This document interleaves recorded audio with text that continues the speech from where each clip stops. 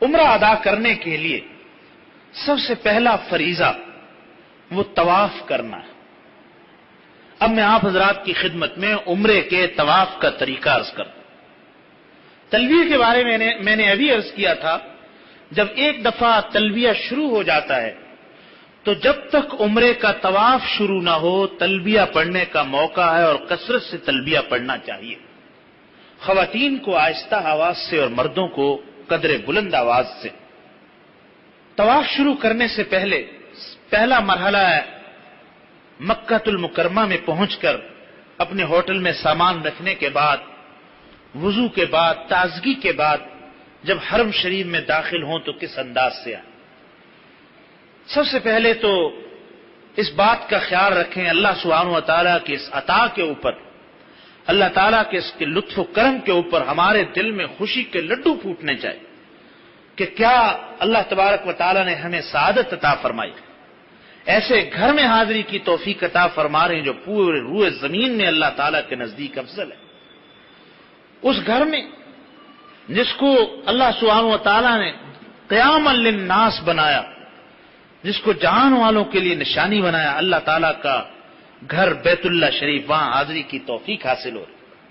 اس لیے خوب شوق کے ساتھ دل میں شوق ہو، خشیت ہو، اللہ سبحانہ و تعالیٰ کو پانے کا، اللہ کی رضا کو اور محبوب کو پانے کا جذبہ ہو، اس جذبے کے ساتھ حاضری ہو۔ جب حرم شریف میں مسجد حرام میں داخل ہوں تو مسجد میں داخل ہونے کے آداب کا خوب خیال رکھیں، دل میں خشیت ہو۔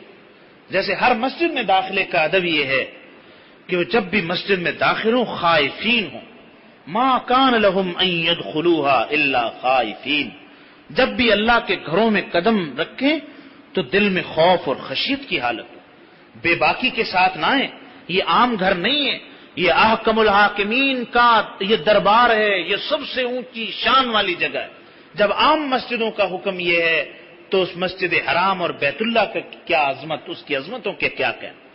اس لیے خشیت کے ساتھ اللہ سبحانہ و تعالیٰ کی محبت اور اللہ سبحانہ و تعالیٰ کو پانے، اس کی رضا، اس کے لطف و کرم پر نظر کرتے ہوئے، اسی مستی میں تلبیہ پڑھتے ہوئے اور مسجد میں داخلے کی دعائیں پڑھتے ہوئے، بسم اللہ والصلاۃ والسلام علی رسول اللہ اللہم افتح لی ابواب رحمتی، یہ دعائیں پڑھتے ہوئے دایاں قدم اندر رکھے، اپنی نظروں کو نیچا رکھے اور جھکی ہوئی نظروں کے ساتھ اندر داخل۔ کیوں؟ اس لیے آگے بیت اللہ شریف پر جب پہلی نظر پڑتی ہے اس پر جو بھی دعا مانگی جاتی ہے اللہ تعالیٰ وہ دعا قبول فرماتا۔ اس لیے نظر نیچے رکھنے کا کہا جاتا کہ ایسا نہ کہ ہجوم میں ادھر ادھر نظر پڑے اور بھٹک جائیں، دعا کا موقع نہ نکل جائے، نظروں کو جھکاتے ہوئے آئیں۔ ایسی جگہ پہنچ کر مطاف میں یا مسجد حرام میں جہاں بیت اللہ سامنے ہو اور وہاں دھکم پیل کا کوئی خطرہ نہ ہو تو وہاں پہنچ کر نظریں اٹھائیں اور بیت اللہ پر نظر ڈالیں اور پڑھیں اللہ اکبر لا الہ الا اللہ لا الہ الا اللہ لا الہ الا اللہ، اور اس موقع پر دعا کریں۔ اس موقع پر جو بھی دعا کی جاتی ہے اللہ تعالیٰ پہلی نظر پر دعا کو قبول فرماتا۔ ایک بات خیال میں رہے، یہاں پہلی نظر سے یہ مراد نہیں ہے کہ پھر اگر کسی نے آنکھیں جھپک لی اور ختم، نہیں، اتنا معاملہ نہیں۔ اللہ تعالیٰ دینا چاہتے ہیں، یہ نہیں ہے کہ اللہ تعالیٰ روکنا چاہتے ہیں، اس کے تو ہم تو مائل با کرم ہیں، کوئی سائل ہی نہیں، راہ دکھلائیں کسے، کوئی راہ روے منزل ہی نہیں۔ اللہ تعالیٰ تو عطا فرمانا چاہتے، اس کی طرف سے تو دروازے کھلے ہوئے، اس لیے نظر یہ جھپکنا اس سے مراد، نظریں بیت اللہ پہ گاڑے رکھے، چاہے 100 مرتبہ چپکے، ادھر ادھر متوجہ نہ ہو۔ ادھر ادھر متوجہ ہونے سے پہلے جتنی دعائیں کرے گا وہ پہلی ہی نظر کہلائے گی۔ یہ دعاؤں کی قبولیت کا موقع۔ دعا مانگنے کے بعد اب طواف کا ارادہ کریں۔ طواف کے لیے طواف شروع کرنے سے پہلے سب سے پہلے استباء کر لیں۔ استباء کا معنی مردوں کے لیے استباء یہ سنت ہے۔ استباء کا مطلب یہ ہے کہ وہ اپنے احرام کی چادر اپنے دائیں کندھا یعنی بغل کے نیچے سے نکال کر بائیں کندھے کے اوپر ڈالے، جس سے دایاں کندھا اس کا کھل جائے، اس کو استباء کہتے ہیں۔ تو طواف کے 7 چکروں میں استباء کرنا سنت ہے۔ اس لیے استباء کرنے کے بعد اب یہ حجر اسود کی طرف آئے اور حجر اسود کی پہچان یہ ہے جب اس کی پشت کی طرف سبز لائٹ آ جائے جو حرم کے بالکل برآمدے کے اوپر لگی ہوئی نشاندہی کے لیے، اس کو اپنی پشت پر رکھتے ہوئے سب سے پہلے جب بیت اللہ شریف کے سامنے حجر اسود کے سامنے آئے تو سب سے پہلے حجر اسود کا استقبال کریں۔ استقبال کا مطلب ایسے ہی ہے جیسے ہم کسی کے سامنے آتے ہیں، ہمارا مہمان ہمارے سامنے آتا ہے تو ہم استقبال کرتے ہیں اور اس کے ساتھ مصافحہ کرتے ہیں، اس سے ملتے ہیں، سلام کہتے ہیں، کچھ کلمات کہتے ہیں جس سے وہ خوش ہو جاتا ہے، اس کو استقبال کہتے ہیں۔ پشتو والے پخیر راغلے کہتے ہیں، پنجابی والے جی آئیں نو کہتے ہیں، سندھی والے بھلی کری آئیں نو، مختلف الفاظ ہیں، اہلاً و سہلاً و مرحبا عربی میں۔ بہرحال سلام اور یہ کلمات یہ ایک استقبال کہلاتا۔ حجر اسود کا کیا استقبال؟ دیکھیے حجر اسود بڑی ہی عجیب چیز ہے۔ رسول اللہ صلی اللہ علیہ وسلم نے فرمایا یہ حجر اسود جنت کی یاقوتوں میں سے ایک یاقوت، جنت کے پتھروں میں سے ایک پتھر ہے جو اللہ تعالیٰ نے زمین پر اتارا ہے۔ جب یہ اتارا تھا تو بالکل سفید تھا، بنی آدم کے گناہوں کو چوس چوس کر یہ سیاہ ہو گیا۔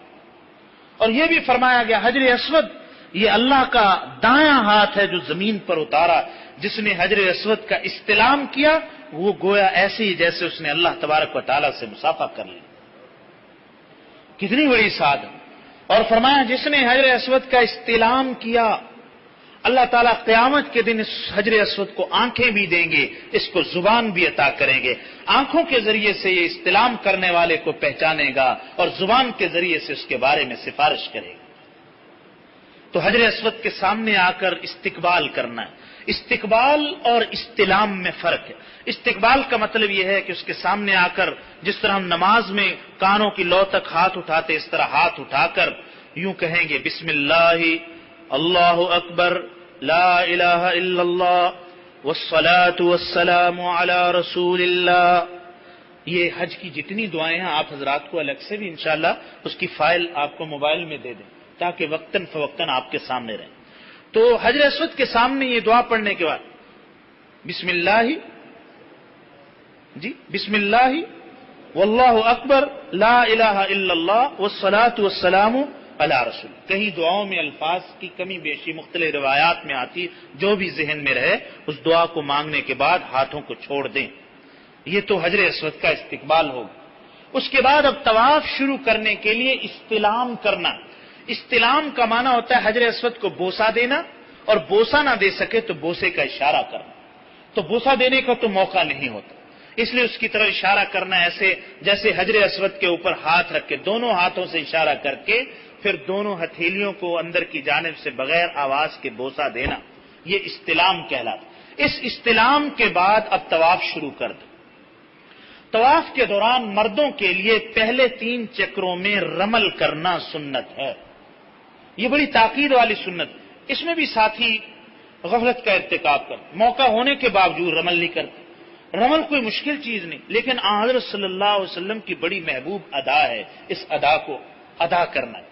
جتنا حضرت صلی اللہ علیہ وسلم کی اداؤں کے مطابق آپ صلی اللہ علیہ وسلم کی سنتوں کے مطابق ہمارے یہ اعمال ہوں گے اسی قدر شرف قبول حاصل کریں۔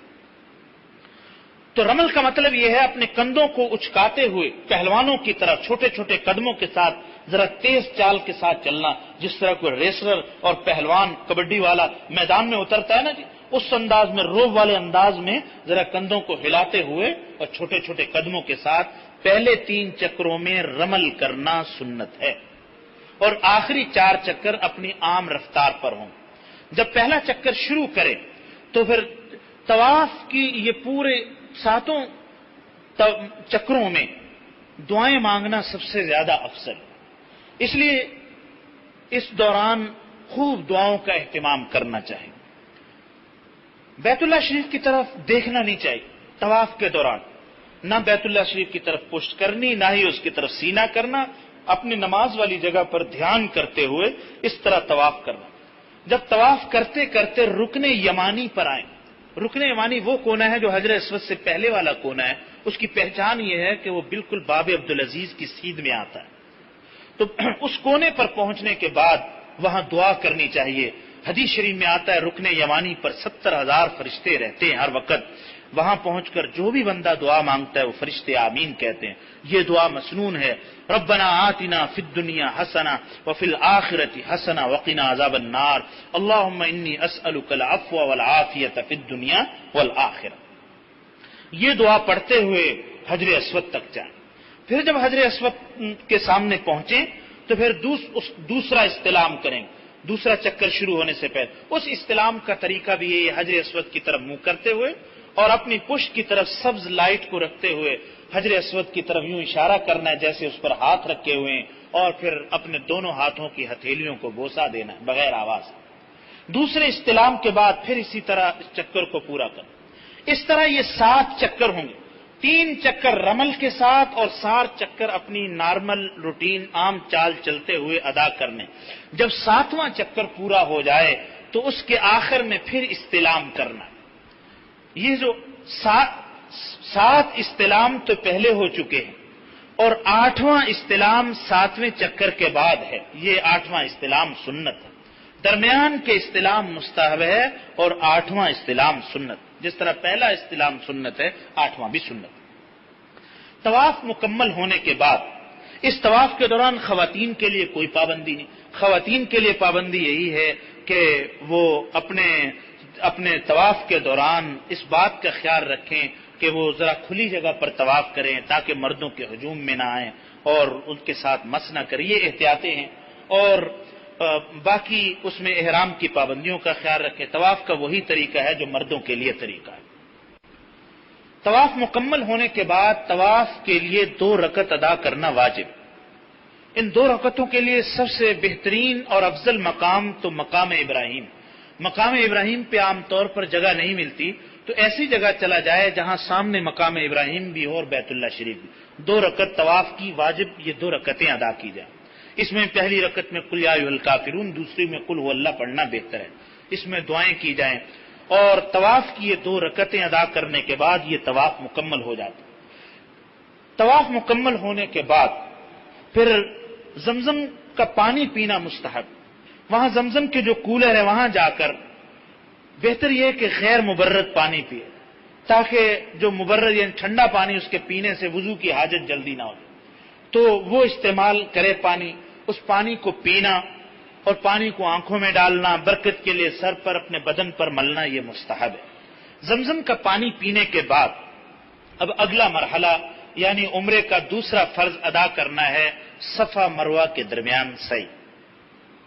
صفا مروہ کے درمیان سعی کا طریقہ یہ ہے کہ سب سے پہلے جب صفا کی طرف آئے، صفا پہاڑی کی طرف سعی کرنے کے لیے، تو ایسی جگہ پہنچے جہاں سبز نشان لگا ہوا.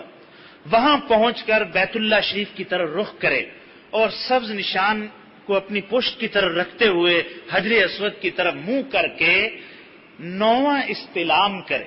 9واں استلام اسی طرح حجر اسود کی طرف اشارہ کرتے ہوئے اپنے ہاتھوں کی ہتھیلیوں کو بوسہ دے.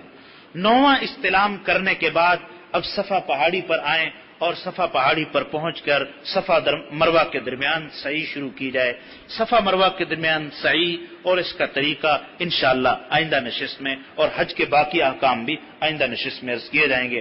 اللہ سبحانہ و تعالیٰ سے دعا ہے اللہ تعالیٰ ہمیں پورے آداب اور احکام کی رعایت کے ساتھ سنت کے مطابق حج مبرور کی توفیق نصیب فرما دیں.